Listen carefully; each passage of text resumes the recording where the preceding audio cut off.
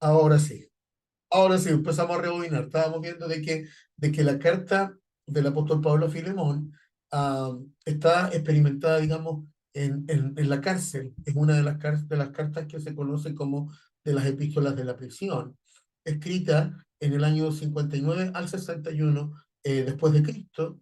Y también habla mucho de que, no sé, Sami, si tú manejas un poquito de esta información, si está por ahí, pero de que se habla mucho que esto es una introducción también a la carta a los colosenses. También se habla de Filemón como una introducción a la carta a los colosenses. No sé si sabes un poquito acerca de eso, pero todo comienza con un esclavo de nombre Onésimo que se había fugado de la casa de su amo, que era Filemón. Filemón, un hombre de Dios. En su casa también existía, digamos, una iglesia. Y llegando hasta Roma, se convierte al Señor por la predicación de Pablo. Y obviamente el apóstol deseaba que este esclavo retornase a la casa de su amo y lo envía con esta carta llevada personalmente por Tíquico, quien debía acompañar a Onésimo. Y eso lo estábamos respaldando en Colosenses 4, del verso 7 al 9, que dice, todo lo que a mí se refiere os lo hará saber Tíquico, amado hermano y fiel ministro y consiervo en el Señor, el cual he enviado a vosotros para esto mismo, para que conozca lo que a vosotros se refiere y conforte vuestros corazones. Y aquí dice, con Onésimo, amado y fiel hermano, que es uno de vosotros. Todo lo de acá pasa, todo lo que acá pasa, os lo harán saber. Entonces ahí se entiende que el apóstol Pablo estaba muy interesado en que Onésimo retornara a la casa de Filemón y lo manda, lo envía a través de Tíquico con esta carta. ¿Estamos bien hasta aquí? Te decía, Samuelito, no sé si tienes información al respecto, pero de acuerdo a lo que establecen algunos autores, la carta de Filemón tiene mucha relación con la carta de los colosenses también. Y lo vemos también ahí porque justamente ahí donde señala que envían esta carta a Filemón a través de Tíquico. ¿Sí? ¿Sabes algo de eso, Sí, Samuelita? sí, lo que pasa es que Filemón era un cristiano de la iglesia de Colosa. Ujú.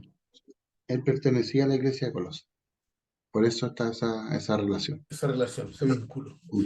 Muy bien, entonces vemos que la carta no solamente está dirigida a Filemón, a modo Onésimo, sino también a Apia, que probablemente es su esposa. Apia era la esposa de Filemón.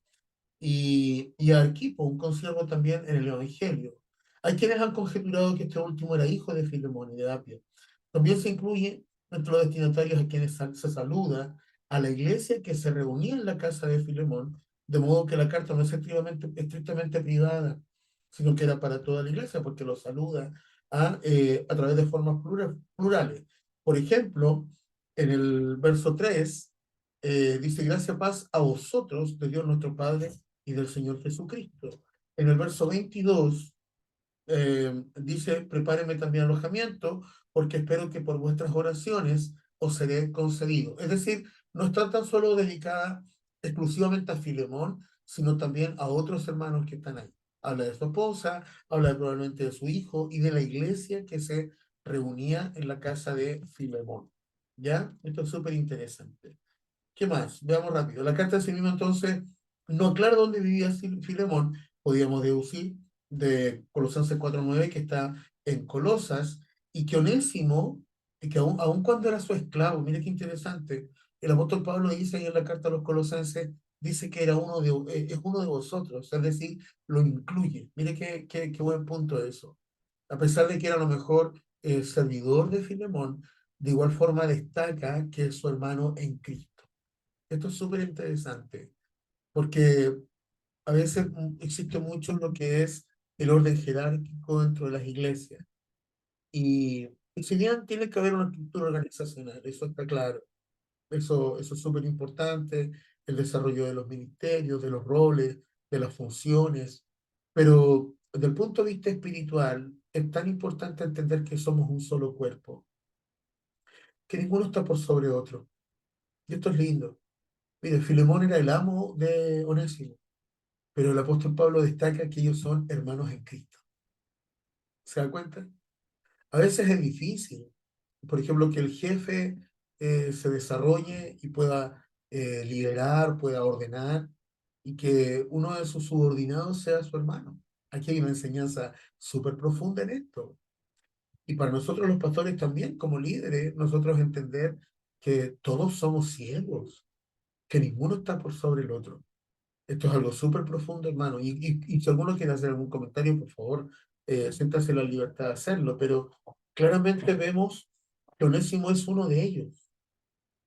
Era esclavo de Filemón, sí, era su siervo, pero desde el punto de vista espiritual era su hermano en Cristo. ¿Me entiendes?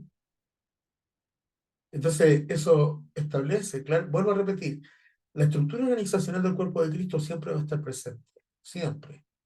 La Biblia dice, también en Filipenses, que el Señor constituyó distintos ministerios, distintos roles, funciones, ¿me entiendes? Pero desde el punto de vista humano y espiritual, por supuesto, primero, nosotros somos todos hermanos en Cristo y ninguno está por sobre el otro. Siempre me recuerdo, y yo soy muy cuidadoso en esto, hermano, porque siempre me recuerdo una vez escuchando a un predicador de esta línea apostólica, y fue una de las cosas que me hizo entender de que nosotros nunca vamos a participar de eso. Porque él habló, claro, y habló de la iglesia de Cristo como la novia, la novia, la novia. Y él se estableció no dentro de la novia. Y a mí me llamó profundamente la atención porque él dijo, yo no estoy en la novia, no soy parte de la novia de Cristo. Y dije, bueno, ¿dónde está ubicado entonces? Y él me dijo, yo estoy dentro de los, él dijo en la predicación, yo estoy dentro de los amigos del novio. Y eso me pareció muy inadecuado, ¿me entiendes? Eso es soberbia, ¿me entiendes? Es creer superior a los demás. Y el mismo apóstol Pablo nos enseña, por ejemplo, en Filipenses capítulo 2, que es la humillación y la exaltación de Cristo, y él dice, ninguno tenga un concepto de sí más alto que el que debe tener. Y él dice, haya pues en vosotros el mismo sentir que hubo en Cristo Jesús, el cual siendo forma de Dios, y dice, se hizo hombre, se humilló hasta la muerte y muerte de cruz, se hizo siervo. Entonces no podemos tener un pensamiento o creernos superior a los demás, sino que necesitamos entender que somos un solo cuerpo y que mayor es el que sirve que el que es servido. No sé cuántos dicen amén a eso, hermano, pero que Dios nos ayude en esto, de verdad, que esto nos permita entenderlo de esa forma. ¿Se da cuenta? A mí me gusta estudiar la Biblia, sí. O sea, yo, claro, estamos haciendo un estudio a lo mejor histórico, teológico, pero obviamente hay que sacar una enseñanza para nuestra propia vida, hermano. ¿De qué sentido tendría tanto conocimiento si no lo aplicamos en nuestra vida diaria? Así que esto es una tremenda y profunda enseñanza, ¿ya? Muy bien, sigamos. Entonces vemos que eh, aquí está, perdí, que eran hermanos en Cristo. Dice la carta, si no aclara dónde vivía Filemón, ahí está, es uno de vosotros. Pero era de Colosas. Ahí estábamos dándonos cuenta también y Samuelito nos confirmaba que eran de Colosas. ¿Ya? Sin embargo, Pablo instruye a los colosenses que le den un mensaje al equipo, en Colosenses 4:17, lo cual sería extraño si viviera en Colosas. Entonces, eso es un tema bien interesante también. Es posible que Onésimo haya vivido en la Odisea, ya que la admonición al recordarle al equipo cuál es su ministerio viene luego de los saludos de la Odisea y con las instrucciones respecto de la carta que es para ellos. Entonces, podríamos deducir, al estudiar esta palabra, que Filemón era de Colosas y que Onésimo, su esclavo, era de la Odisea. Vamos a Colosenses capítulo 4, verso 15. Colosenses 4:15, alguien lo tiene antes que yo, por favor, léalo con confianza. ¿Ya? En Colosenses, perdón, Filipenses, Colosenses. Colosenses 4, vimos versos 15 y 16. Colosenses 4, 15 y 16. Dice, saludar a los hermanos que están en la Odisea, y a Ninfas y a la iglesia que está en su casa. Cuando esta carta haya sido leída entre vosotros, hacer también se lea en la iglesia de los laodicenses, y que la de la Odisea la leáis también vosotros. Entonces ahí podemos ordenarnos un poquito y entender que Filemón era de Colosas, pero que su esclavo Onésimo era de la Odisea. ¿Ahí estamos bien? Esto es profundizar en la escritura. Y estos lugares son lugares históricos que para nosotros tienen mucha importancia. Recuerda que la carta a la Odisea del apóstol Juan también es una carta muy profunda y que necesitamos conocer. Ese mensaje a esa iglesia en forma particular. ¿Ya? Sigamos. Existe la posibilidad, pues, que los destinatarios de la presente carta estuvieran en la Odisea y no en Colosa.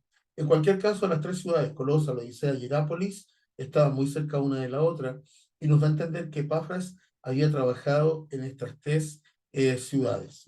En el mismo Colosenses 4, 12 y 13 dice, os saluda Epafras, el cual es uno de vosotros, siervo de Cristo, siempre rogando encarecidamente por vosotros en sus oraciones, para que estéis firmes, perfectos y completos en todo lo que Dios quiere. Porque de él doy testimonio de que tiene gran solicitud por vosotros y por los que están en la Odisea y los que están en Hierápolis. Os saluda Lucas, el médico amado, y demás. Saluda a los hermanos, y ahí comienza, no es lo que habíamos leído anteriormente, el saludo a los hermanos de la Odisea. O sea, vemos varias ciudades que están ahí siendo partícipes del desarrollo de esta carta. Y obviamente nombra las ciudades porque por las personas que habitan ahí. Es como cuando se habla de ciudad satélite, están hablando de usted y de mí. ¿Me entiendes? Eso es algo súper importante de aclarar. Si se está hablando de la congregación o de la ciudad donde estaba ubicada la congregación, es porque están hablando de las personas que habitaban en ese lugar. ¿Ya? Muy bien. Pablo, aquí otro comentario en parte. Dice, Pablo no había estado en Colosas, de modo que tiene que haber conocido a Filemón en algún otro lugar, quizá en Éfeso, capital de la provincia de Asia.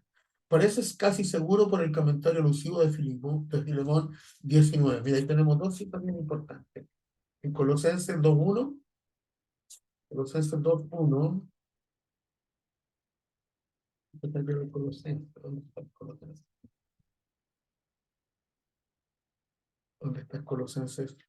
Colosenses 2.1 dice, porque quiero que sepáis cuán gran lucha sostengo por vosotros y por los que están en la Odisea y por todos los que nunca han visto mi rostro. Miren, entonces vemos que hay personas que tal vez no conocían a Pablo en forma personal, de modo que él tiene que haber conocido a Filemón en algún otro lugar, quizás en Éfeso, capital de la provincia de Asia, parece casi seguro por el comentario alusivo de Filemón 19. Vamos a Filemón 19. Recuerda que Filemón tiene un solo capítulo. Entonces, el verso 19 dice, yo Pablo lo escribo de mi mano, yo lo pagaré. Por no decirte que aún tú me debes también. Ahí ya entendemos un poquito el tema. ¿Ya? Entonces, bueno, ahí le está explicando, claro, que eso me tiene compañero, si algo te dañó, ponlo en mi cuenta. Bueno, vamos a ver el comentario que hacen los autores de En, este libro. en, en Hechos 18, 22 y 23, pastor, ahí donde Pablo conoce Ahí nos trae a más Filemón. claridad. ¿Lo tienes ahí para hacer el comentario? Eh,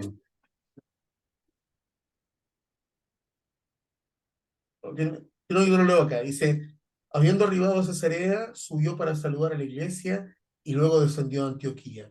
Y después de estar allí algún tiempo, salió recorriendo por donde la región de Galacia y de Frigia, confirmando a todos los discípulos.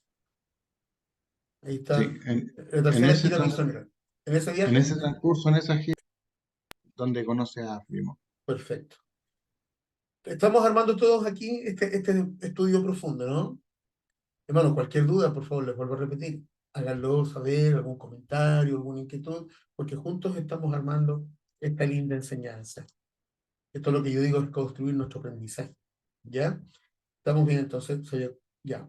Eh, Filemón se había convertido bajo la predicación de Pablo. Al devolver a Onésimo a su amo, Pablo promete pagarle a Filemón todo lo que le debía a su esclavo, dando a entender que éste había robado algún dinero u otro objeto de propiedad de Filemón al fugarse, que fue lo que yo leí en su momento.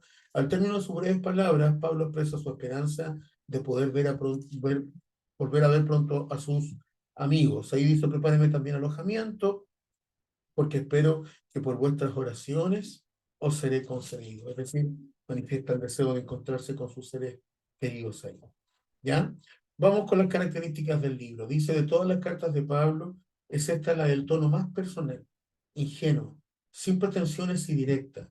Pablo le pide a su amigo que reciba nuevamente en su casa a Onésimo, ya no meramente como esclavo, que es lo que estábamos comentando hace un momento, sino sobre todo como su hermano en Cristo. Permítanme reforzar este punto. Ahí en el verso 16, lo tiene de Filemón, obviamente Filemón capítulo 1, el 16 y el 17 dice, ya no como esclavo. Mira, incluso podemos leerlo desde el 15 porque dice, porque quizás para esto se apartó de ti por algún tiempo, para que le recibieses para siempre, pero ya no como esclavo, sino como más que esclavo, como un hermano amado, mayormente para mí, pero cuánto más para ti, tanto en la carne como en el Señor. Así que si me tienes por compañero, recíbele también como a mí mismo. Está lo que hablábamos delante, y si en algo te dañó o te debe, ponlo en mi cuenta. Yo, Pablo, lo escribo de mi mano, yo lo pagaré. Es decir, Pablo intercede por Onésimo. Y vuelvo a repetir que le invita a Filemón a darle un lugar también de reconocimiento, un lugar de hermano en Cristo, sin perder de vista que es su siervo y que además tiene que vivir un proceso de restauración, de sanidad.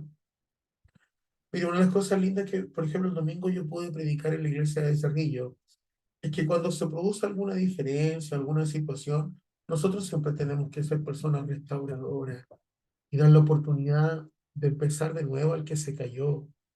Si alguno se fue, hermano, y quiere volver, hermano, las puertas siempre deben estar abiertas. Nosotros no debemos ser gente vengativa.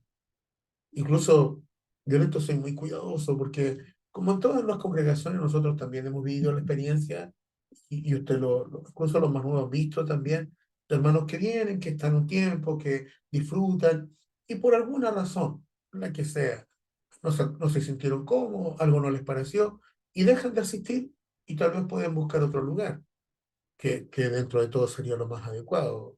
Lo terrible sería que dejaran de congregarse y no sirvieran más al Señor.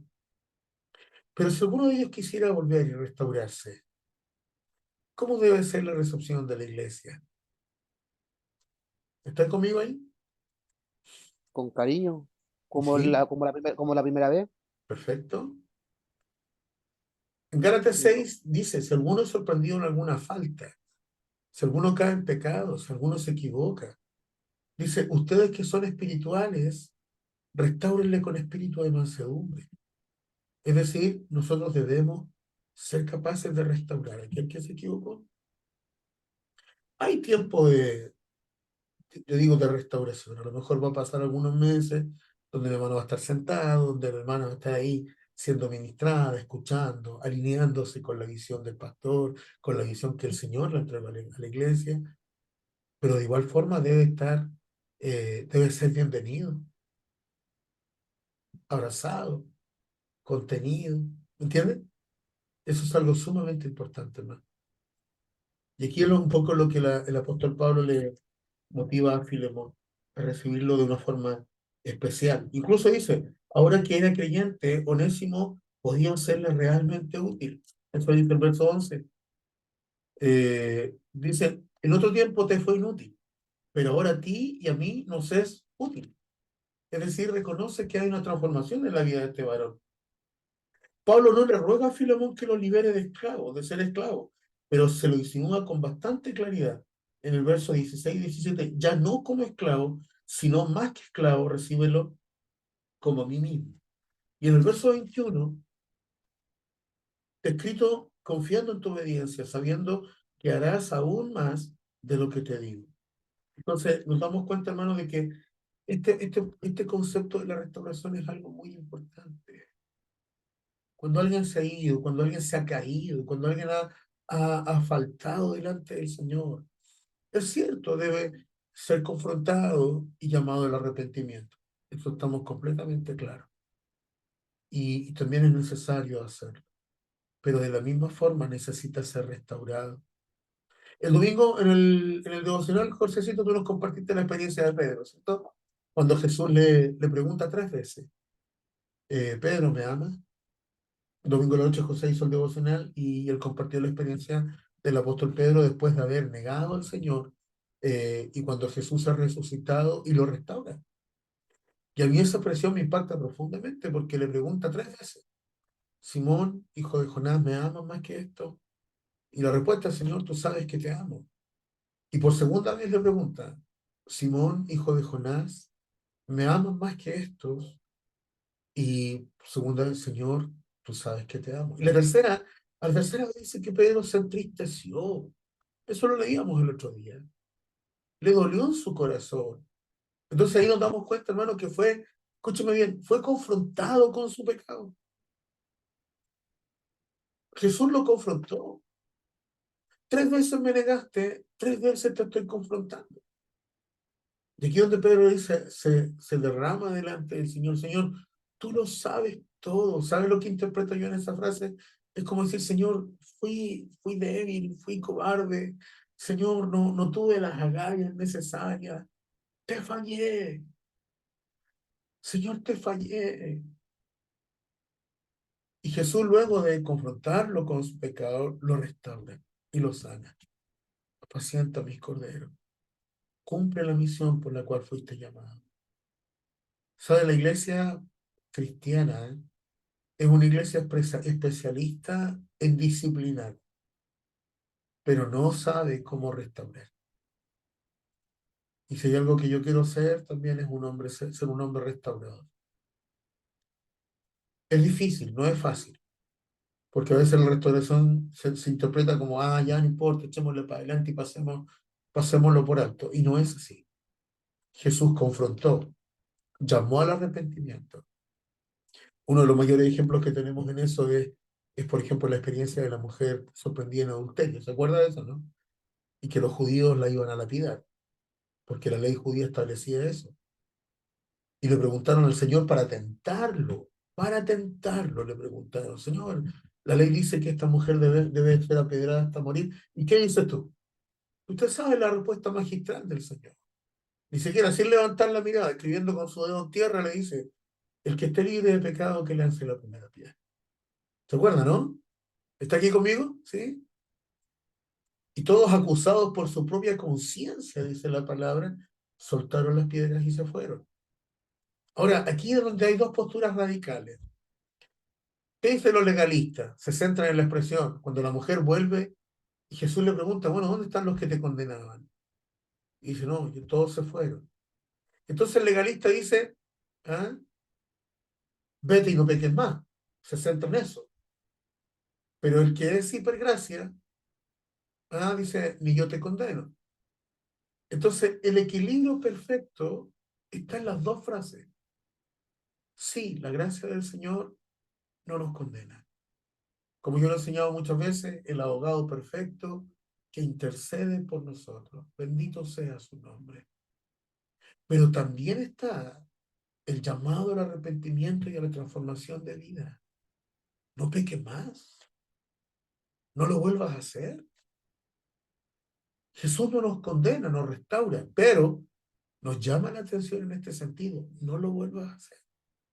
¿Se da cuenta de cómo es el equilibrio perfecto? Un brazo que acoge, un brazo que contiene, un brazo que ama, pero también un brazo que corrige. También hay un brazo que exhorta, que llama al arrepentimiento. Si tiene que ser así, algo completamente equilibrado. ¿Estamos claros? ¿Alguien quiere decir algo en esto, en este sentido? Porque vemos que el apóstol Pablo lo que le está enseñando a Filemón es que le dé una segunda oportunidad a su esclavo Onésimo. Déjalo que empiece de nuevo. Dale la oportunidad de corregir lo que hizo mal. Y esa es la labor de la iglesia. Esa es la labor del pastor. Esa es la labor de la hermandad. ¿Me entienden? ¿Qué piensan? Antes de continuar. O es muy profundo lo que estoy diciendo. Pastor, Amén, Sí, pastor. Mariquita. yo pienso que es tan importante lo que usted está enseñando, porque cuando se comete un error, eh, el enemigo empieza como a avergonzar al hermano y por vergüenza no vuelve a la Sí. iglesia. Y a veces lamentablemente llega a la iglesia y muchos hermanos en vez de tirarlo para arriba como que lo juzgan más y el hermano menos vuelve. Claro.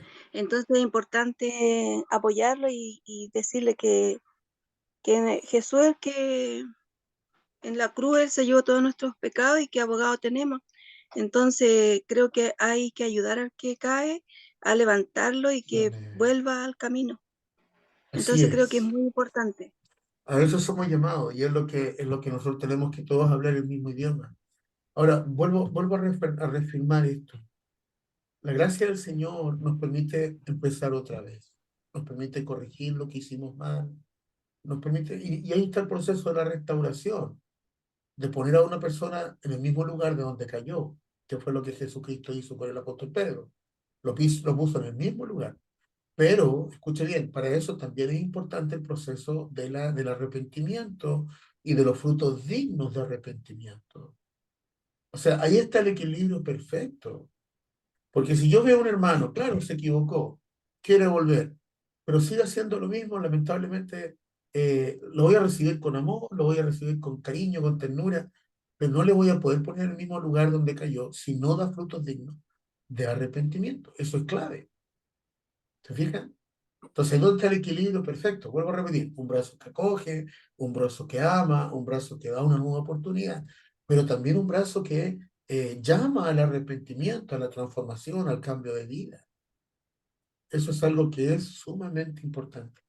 Así que el Señor nos ayude, que Dios nos ayude. Vuelvo a repetir la palabra del apóstol Pablo en Gálatas capítulo 6, cuando dice, si alguno es sorprendido en alguna falta, algún pecado, en algo incorrecto, dice, vosotros que sois espirituales, restauradle con espíritu de mansedumbre. Ahí está lo que hizo usted, Eriquita, de recibirlo y amarlo, contenerlo.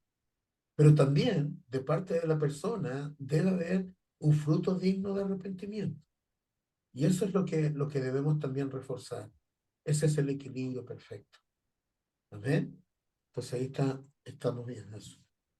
Qué tremendo. Sigamos. Recíbelo como a mí mismo, dice el apóstol Pablo. Y en esta carta tan breve, la más corta de la correspondencia de Pablo que ha llegado hasta nosotros, podemos observar las mejores cualidades personales del apóstol, embajador en cadena. Aquí vamos rápidamente. Primero, aquí ya vamos a entrar en el contenido de la carta y con eso ya vamos a estar terminando, porque dice, primero, el aspecto de Pablo hacia Filemón. Y es una de las cosas también que nosotros como iglesia debemos desarrollar. Un afecto sincero. Hermano, está bien ser afectuoso. Yo el domingo le decía a los hermanos en el culto así porque nos ha pasado. Y esto hablo con total libertad, pero de repente uno no es tan afectuoso y dice, ah, el pastor no tiene amor. El pastor no es cariñoso, esta iglesia no se siente el amor del Señor. Ya, perfecto. Y si después es afectuoso, es más cariñoso, ah, este pastor es fresco. Entonces al final, ¿cómo lo hacemos? ¿Me entiendes? Y eso es porque simplemente la persona que está recibiendo no está sana en su corazón, no está sana. Si hay exceso de desconfianza es porque a lo mejor tuvo una mala experiencia y necesita ser restaurado.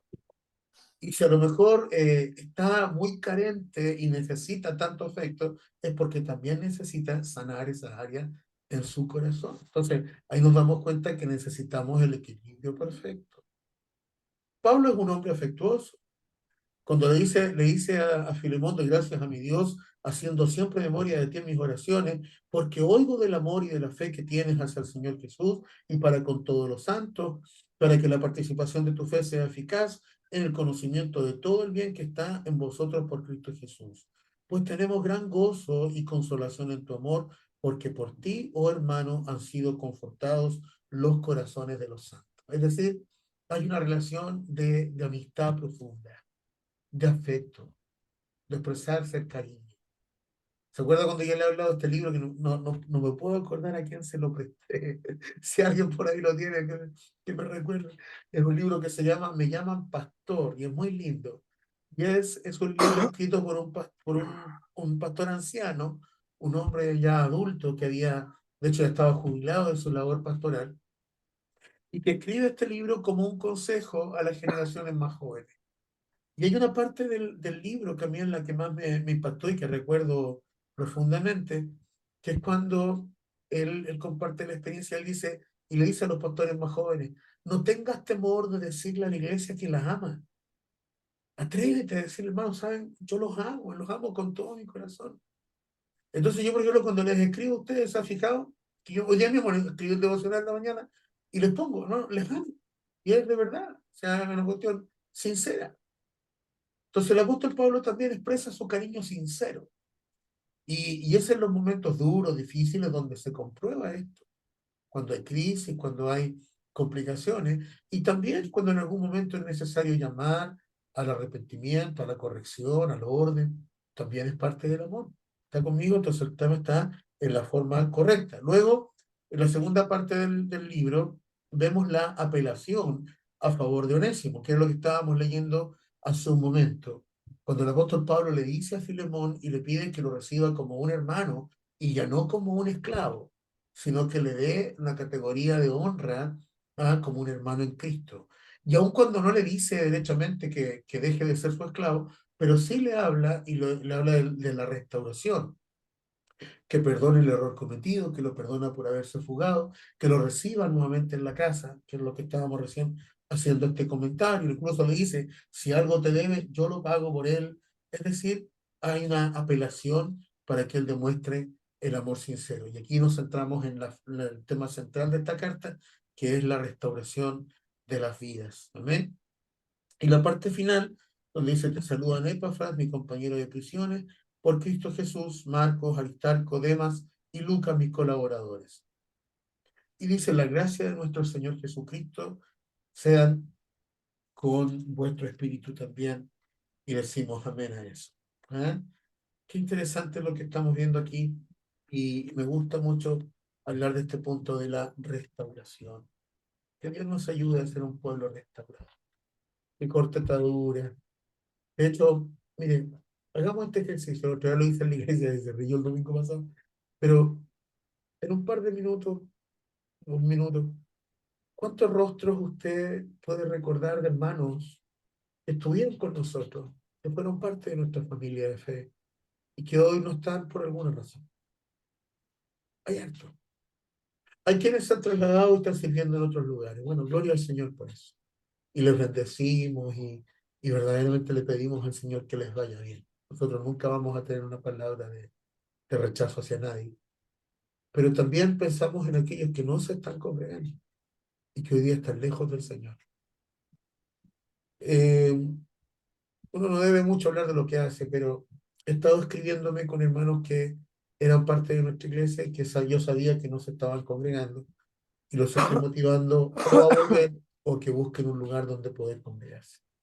Y algunos están recibiendo el consejo y están obedeciendo. Y me han vuelto a escribir, sí, pastor, estamos en ese plan. El domingo vamos a presentar a los hijitos lindos de Patricio y Angélica. Patito y Angélica son de nuestros fundadores de la iglesia y ellos estuvieron un tiempo sin congregarse y ahora hace cerca de un mes y medio más o menos volvieron a la iglesia y los recibimos con tanto amor. Y mira, ellos se dispusieron y querían presentar a sus hijos desde el primer domingo que vinieron. Y el niño se enfermó, luego tuvieron COVID y el Señor los levantó, los restauró y ya están bien, ya llevan 2 semanas, 3 semanas ya con la enfermedad superada.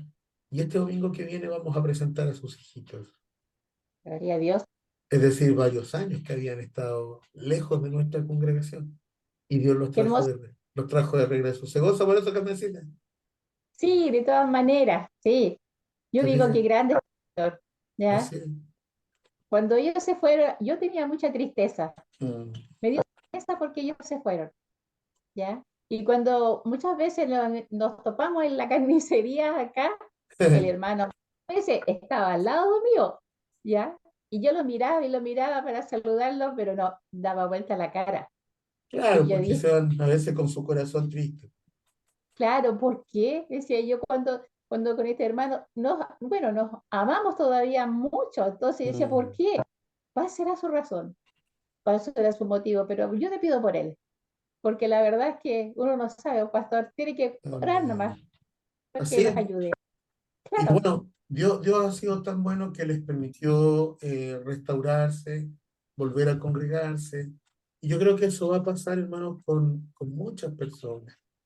Sin duda alguna que Dios va a traer de regreso a un lindo número de hermanos también. Y los vamos a recibir con cariño tomando el ejemplo y la enseñanza que estamos recibiendo de esta palabra. ¿Se da cuenta?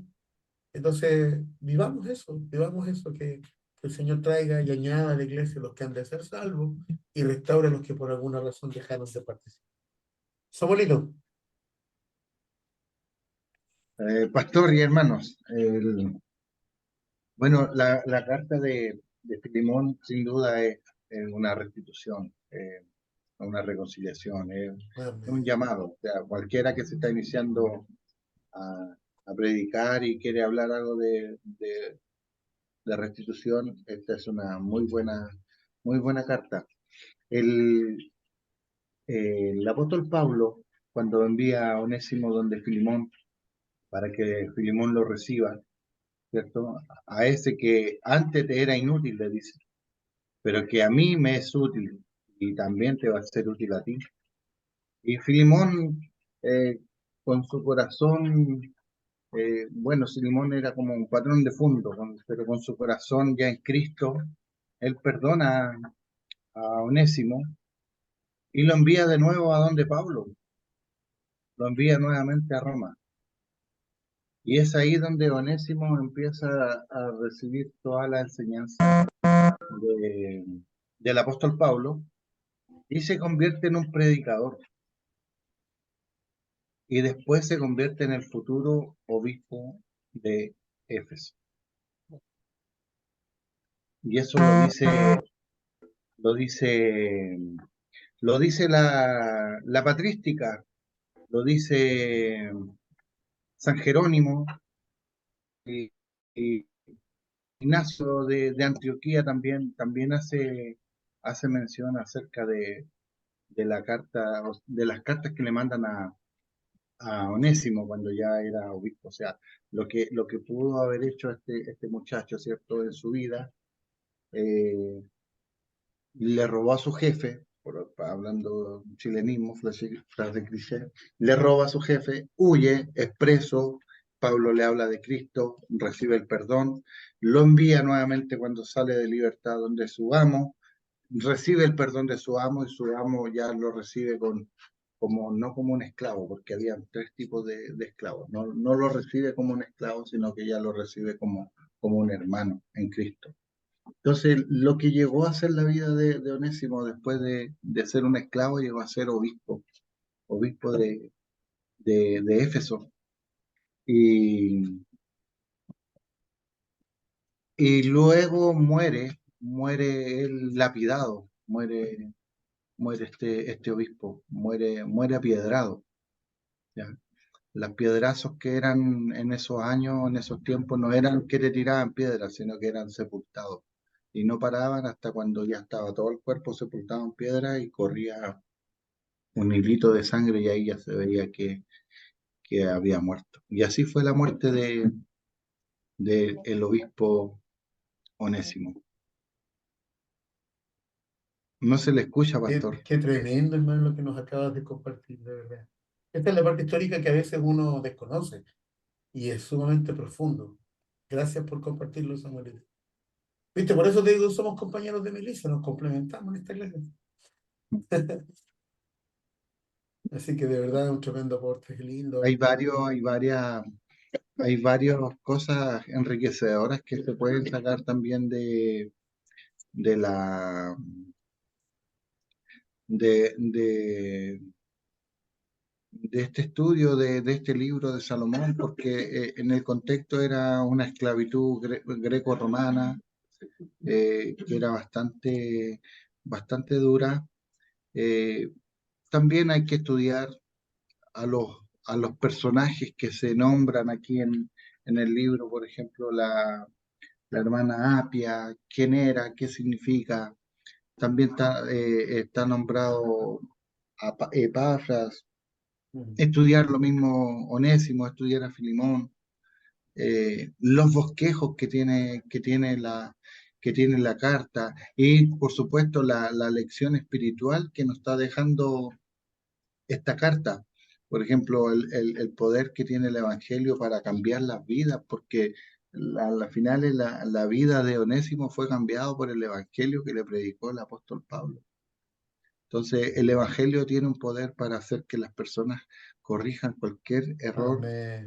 Así en es. sus vidas, ¿cierto? Cualquier error que haya cometido, y en el Evangelio hay perdón, en Cristo hay perdón. Ya así como Onésimo pudo encontrar el perdón y estuvo dispuesto a regresar y dar la cara donde su amo, ¿cierto? Eh, y pudo encontrar la restitución. Y también está, oiga, y el otro día yo veía, pastor, no me acuerdo dónde fue que lo vi, que había como, no que sea, hacían como una comparación. Entonces, Onésimo como la vida de nosotros, Pablo intercediendo por Onésimo Ah, como lo hacía Jesús, y, Filimón dando el perdón así como Dios también nos amén. perdona. Solamente es una comparación, no estoy Por diciendo que es supuesto. así, Es una ¿ya? alegoría, claro. Es claro, eso sí, es como para comparar, Mm. ¿cierto? Y el patrón de ganar a alma y ayudadores espirituales que tenía Pablo, bueno, Pablo no da una punta sin hilo, eh, siempre tenía, pudo sacar y enriquecer la vida de muchas personas y convertirlo en grandes líderes. Ya creo que también esa era una de la, de la, de los, ¿cómo decirlo?, de las cualidades que tenía el apóstol Pablo, ¿ya? El valor de las bendiciones espirituales, que tan grande era la deuda de Filimón para con el apóstol Pablo, por predicarle el evangelio y de Cristo salvarlo, ¿ya? La Biblia responde a la esclavitud humana, el cristianismo anula la esclavitud, haciendo de los amos y de los esclavos una misma persona, ¿ya? Como la otra vez cuando usted decía, pastor, que en la Biblia también encontramos diferentes tipos de hombres que escribieron, que fueron parte de este canon, ¿ya? Habían pastores, habían Así es. reyes, diferentes condiciones sociales, ¿ya? Así es.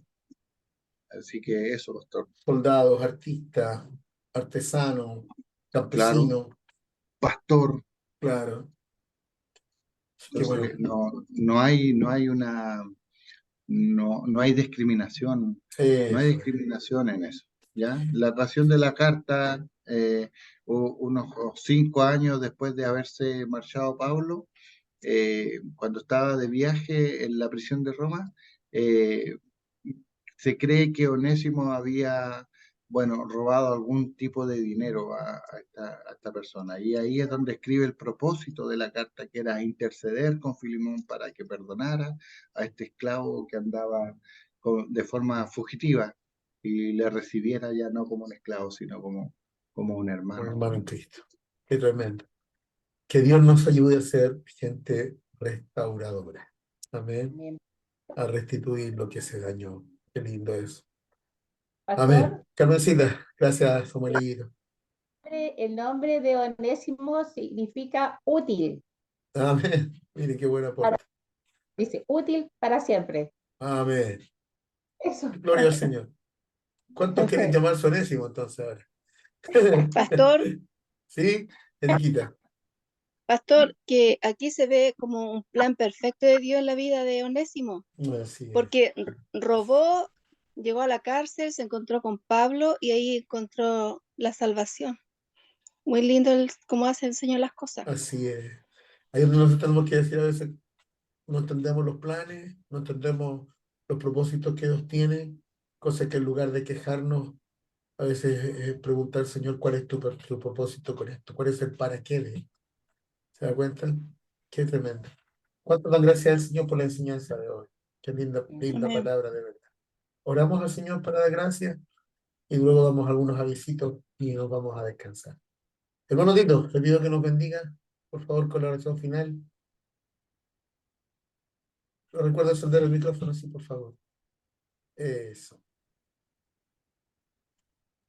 Ahora sí, gracias. Amén. Gracias, Señor, te damos, Señor, por aprender en este día, ser misericordiosos, Señor, y perdonadores, Padre. Sabemos que tú tienes un propósito para cada uno de nosotros, Señor. Enséñanos, Señor, a restaurar. Enséñanos también, Señor, a predicar la palabra, Padre. Danos sabiduría, Señor, entendimiento. para estar en estos últimos tiempos, Señor, para ser buenos consoladores, Padre, y poder traer a tus hijos, Señor, a tus pies, Padre Santo. Gracias te damos, mi Señor, por aprender cada día más de tu palabra, Padre. Gracias por el pastor que tiene paciencia, Señor, por mis hermanos, Padre. Te damos gracias también, mi Señor. Cúbrenos con tu sangre bendita, Señor. Y abre nuestras mentes, Señor, para poder conocerte, Padre. Gracias, Jesús. Por intermedio de tu Hijo amado, Jesucristo, te damos gracias, Señor. Y nos cubrimos, Señor, con tu sangre bendita en esta semana, Señor. Prospera Amén. nuestro camino. Prospera, Señor, nuestra salud. Prospera todo, gran Señor. Para poder servirte, mi Señor, con agrado. Humillados ante ti, Padre. Gracias, Señor. Amén y amén. Amén. Muy bien. Amén. Gracias, hermano Titito. Dios Aleluya. les bendiga profundamente a cada uno, el Señor les guarde, bendiga a sus familias y les recuerdo entonces que mañana tenemos culto, en la medida de lo posible poder contar con todos ahí en nuestra iglesia. Y Amén. este fin de semana también, yo hace ya varias semanas que no comparto una palabra. Parece que el domingo cuando me subo al púlpito hay que presentar como visita, a lo mejor, porque algunos ni me van a recordar. Llevo varias, yo estuve marcado con mi esposa como un mes y medio que no me dijo yo. Así que va a ser lindo poder estar nuevamente y quiero compartirles esa palabra que se llama Hasta llegar a la meta, que es una palabra que compartí el domingo en Cerrillo y el domingo en la tarde también en la iglesia, así que va a ser un lindo tiempo de estar juntos nuevamente. Bien, ahí les espero, ahí nos vamos a dar un abracito con todos. Eriquita, ahí nos damos un abrazo lindo también en los Señor. Dios les bendiga mucho, que estén todos muy bien. Estemos orando por lo, bueno, este sábado también tenemos el retiro de las damas. Creemos que va a ser un tiempo Amén. precioso para cada una de mis hermanas. Y los pastores también fuimos convocados a un retiro justamente en la iglesia de Cerrillo, todos los pastores del distrito, y vamos con dos líderes cada uno. Así que también hay dos hermanos que me van a acompañar ese sábado para estar siendo ministrados ahí junto a los consiervos del distrito central. ¿Ya? Y el domingo nos vemos entonces todos llenitos de la gloria del Señor. Que Dios les bendiga mucho. Amén. Amén. Un fuerte abrazo, que descansen, que estén todos Igualmente. bien. Recuerden que esto queda grabado en el canal de YouTube. De igual forma yo voy a estar recordándolo, pero está grabado, así que basta con que usted entre a YouTube del Centro Cristiano Misionero.